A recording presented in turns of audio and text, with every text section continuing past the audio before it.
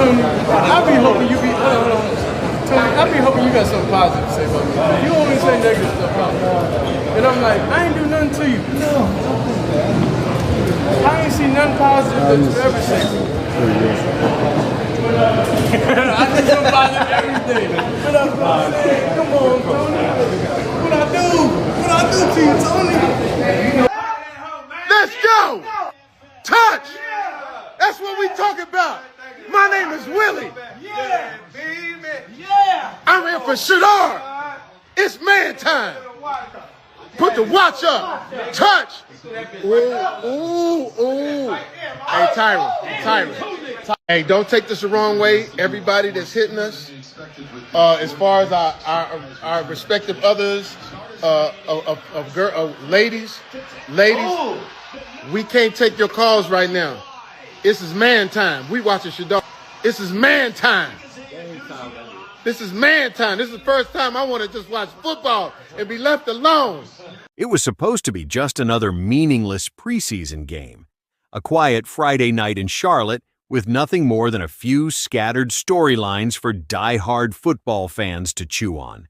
But then Shedeur Sanders, rookie quarterback, fifth-round pick, son of NFL legend Deion Sanders, walked onto the field at Bank of America Stadium and lit the entire NFL world on fire. From the first snap, you could feel it. The energy, the precision, the poise that looked far too polished for a rookie, let alone one buried on the depth chart just a week earlier. For months, he'd been dismissed by coaches, doubted by analysts, and shredded by certain media voices. To them, Shedeur was a flashy name, a PR stunt, a rookie who'd get eaten alive in a real NFL game. But on this night, with the lights glaring and the cameras rolling, Shedeur Sanders rewrote that narrative. I'm excited. I know, Prime is excited, and Shedeur was very humble after the game, saying the things that he could do better, and he felt like he let his dad down. But I know if I'm Prime and I'm sitting back watching my son, who has been talked about day in and day out, and people saying what he is or what he isn't, what he's set up to fail, and he just ignored the noise and went out there and put on a show. And I think I got a lot of respect for that. The issue I have is for the teams, the quarterback needy teams that should have taken him. I don't understand the weird hate that Shedeur gets, that everything matters. They nitpick every single thing that's on the field when it's him. But if it was another rookie quarterback, first round pick, and he's out there playing well in the preseason, and he's doing the things that we expected him to do, and he looks great, we would be celebrating. And for some reason, Shedeur is so polarizing for certain people, and it's like they don't want him to succeed. Hey, the guy's balling. Appreciate it. Enjoy it. He's going to be a good player. And when you out there on the field, it just is different. Like, you understand, ball's ball, but ball never been a problem for me. It's, whatever optics or whatever everybody makes up after outside the game. But in the game, y'all kind of know who I am. The first drive said it all. Shedeur didn't look rattled, didn't look rushed. He looked like he'd been here before. Each drop back was smooth, calculated. He scanned the field, went through his progressions, and when the moment came, he let the ball rip with pinpoint accuracy. By halftime, the stat line was already ridiculous for a preseason debut. 138 yards, 2 touchdowns, and a quarterback rating that would make a Hall of Famer nod in approval. The Browns were rolling, crushing the Panthers 30-10, and it wasn't even close. And this wasn't just empty stats. These were statement throws. On one now viral bootleg play, Shedeur rolled right, saw no immediate pressure, and instead of panicking or scrambling into a sack, he calmly reset his feet. The coverage was tight, 2 Panthers defenders bracketing his receiver, but Shedeur threaded the football right between them. Perfect spiral, perfect placement, touchdown. It wasn't just a score, it was an announcement. Hey now! So far, so good. Not going to get over my skis. But I think Shedeur looks like an NFL quarterback, which is what I thought before the draft. It's what I thought after the draft. It's what I thought during training camp. Okay? We're not handing out flowers. I don't even know if he'll play next week because the other guys might come back. But for the opportunity he got, kid looks like an NFL quarterback. Made good decisions, got in and out of the huddle, That's what you want to see. Browns got to be happy from what they've seen from Shadur Sanders so far. Second half, we'll see. Seen live, Shedeur Sanders, first NFL touchdown right here in Charlotte, North Carolina Prime. I'm right here. I'm with you, Shedeur. Off the play fake, Shedeur Sanders into the traffic. Fuck! I got you, Prime. Let's go, 12. Plain Jane Rolex on my wrist. Perfect time, man. After the game, as players and coaches filed into the tunnel, Shedeur wasn't done making headlines. Deep in the bowels of the stadium, his half-brother, Deion Sanders Jr., caught the moment on camera. The rookie quarterback, still in his game gear, spotted Tony Rossi, a Browns beat writer from ESPN Cleveland, one of his most vocal critics since training camp began. "Tony," Shedeur said, walking up with a calm but cutting grin, "I be hoping you have something positive to say about me. You only say negative stuff about me." And I'm like, "I ain't do nothing to you." Tony looked stunned, mumbling something inaudible, trying to defend himself. But Shedeur didn't let it slide. "I ain't hear nothing positive you've ever said," Shedeur continued, before laughing, giving Rossi a friendly pat on the shoulder, and walking off with one last playful jab. "What'd I do to you, Tony?" That clip exploded online within minutes. Fans loved it. Social media crowned Shedeur petty king for confronting a critic right after proving him wrong on the field. But I'm going to answer this question by saying Shedeur Sanders. And I'm going to tell you why. I think he's being set up to fail. That's right, I'm going to say it. Okay. Here we are on national television, right? There's been 11 practices, if I remember correctly. He's been starting against he's been playing against the third unit. He's fourth on the depth chart. And then suddenly you throw him into the start lineup, and he hasn't had any reps with the first team at all. Think about that. So you're just gonna throw him to the wolves like that, huh? I mean, you know, if he had first team snaps in practice, I don't say that. But he doesn't, and then all of a sudden he's starting tomorrow night. It's like you want him to fail. I'm not accusing the coaches of doing this. I'm not accusing the GM of doing this. But that owner, Mr. Haslam, that's a different animal right there. Mr. $230 million guaranteed deal to Deshaun Watson. And then he going to come out this time around. "I had nothing to do with this pick. I didn't have anything to do with it. I mean, that wasn't me. That was GM Barry right there." This wasn't just about one game. This was about months of disrespect. Since being drafted, Shedeur had been treated like an afterthought by some in the Browns organization. He wasn't given first-team reps. He wasn't even given a real shot to show what he could do. And when he missed a practice due to a sore arm, Rossi and other media voices framed it as a sign he couldn't handle the grind of the NFL. Even head coach Kevin Stefanski seemed reluctant to put Shedeur in meaningful situations during camp, giving more opportunities to veterans and other backups. It looked, frankly, like they were setting him up to fail. But on Friday night, Shedeur blew that whole setup apart. You know, I've seen a lot of people, especially after the draft and stuff, like, you can't just hand the job to Shedeur. You got to make him earn it. He's got to, earn his spot and show what he can do.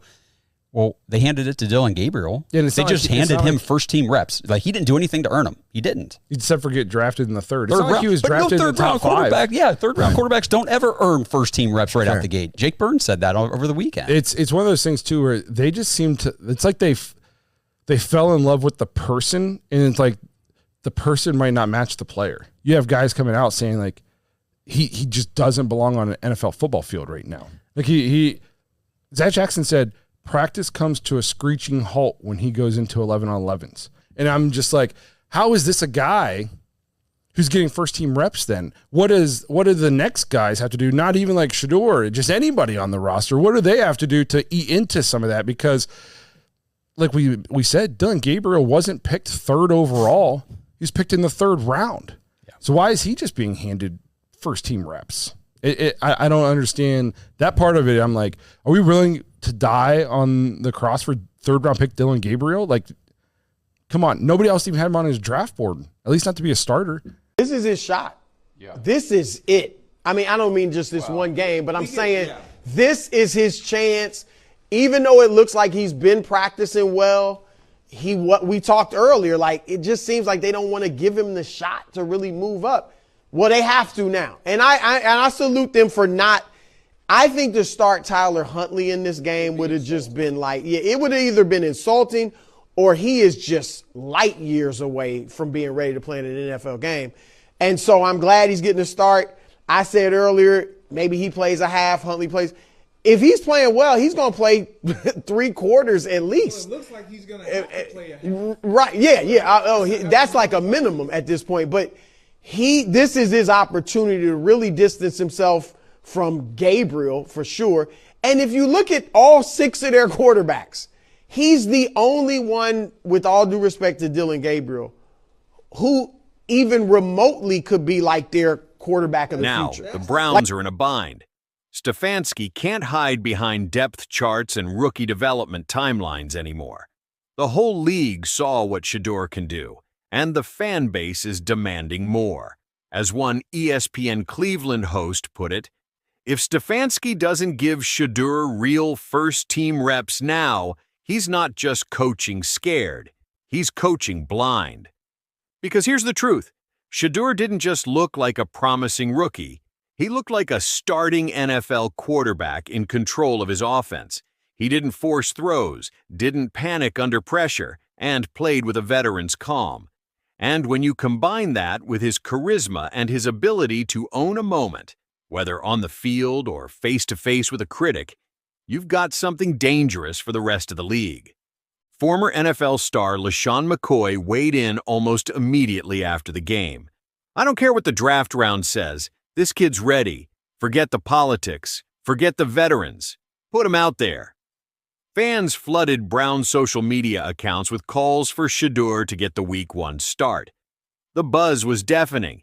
Even Tony Rossi himself, the man Shedeur had just confronted, went on ESPN Cleveland to admit, "I thought Shedeur was outstanding. My bottom line, he just put the pressure on QB2 Kenny Pickett and QB3 Dylan Gabriel to get healthy and perform next week." In other words, Shedeur's not just competing for a roster spot anymore. He's competing for a starting job. It's impossible to ignore the parallels to his father, Deion Sanders. Primetime made a career out of proving people wrong with swagger and performance. Shedeur's debut felt like the quarterback version of that. Style, confidence, and production rolled into one. Mary Kay Cabot summed it up perfectly in her post-game column. Shedeur Sanders just needed an opportunity to be legendary. Tonight, he got it, and he delivered. Shedeur's future now hangs in the hands of the Browns' coaching staff. They can double down on their veterans, risk alienating their fan base, and potentially waste the momentum Shedeur just built.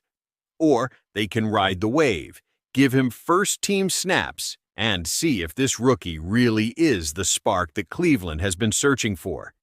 Either way, Friday night wasn't just a preseason game. It was a power shift.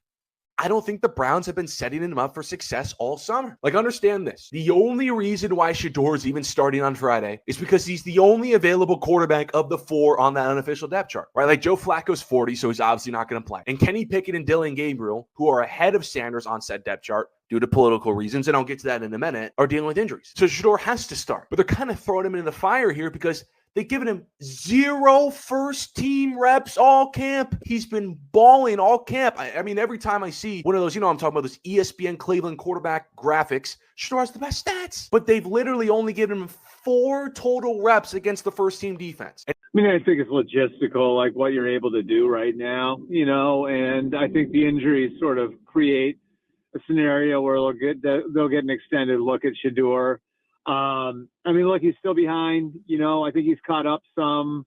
I would put like the chance that he's starting the season opener and it's microscopic, but look, like if he looks good, maybe he earns some more reps in 11 on 11 work, in camp. And that's really how it's got to happen. I think with the rookie quarterbacks in the Browns equation now, with Flacco and Pickett where they are ahead of those two, I think any chance you have at starting at any point this year is going to have to be a step-by-step process. And, the first step is showing you can run the offense, and Shedeur will have a chance to do that. Picture it.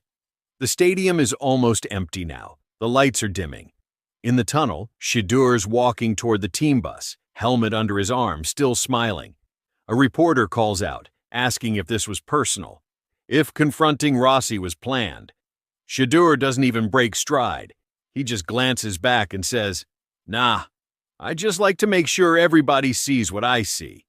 And with that, the rookie who was supposed to be just another name on the roster walked off into the night, having humiliated every hater, silenced every doubt, and made sure the NFL knows exactly who he is. This wasn't just a debut. This was a declaration. Shedeur Sanders has arrived.